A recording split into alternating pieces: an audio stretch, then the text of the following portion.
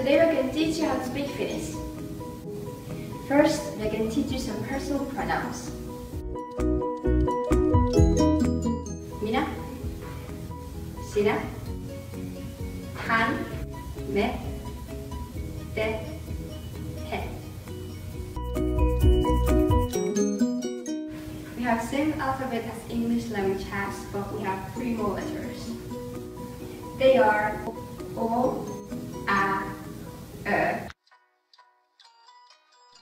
Welcome to our English lesson. Translate moi to English. Hello. And now, kuinka voit?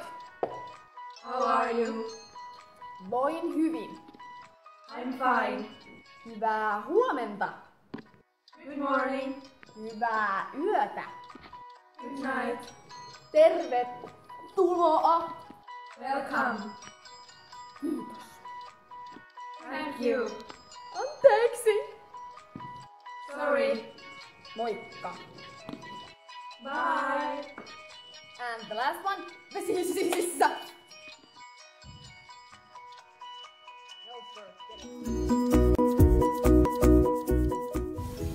Anteeksi.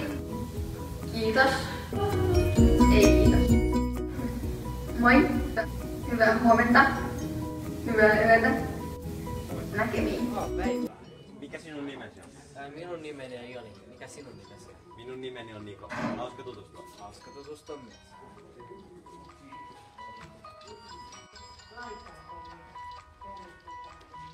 Moi. Moro!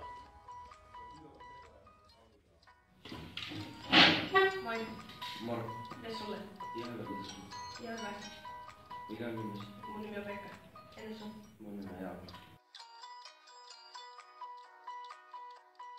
Mikä sinun nimesi on? Minun nimeni on Juha. Entä sinun nimesi? Miro, mitä sulle kuuluu?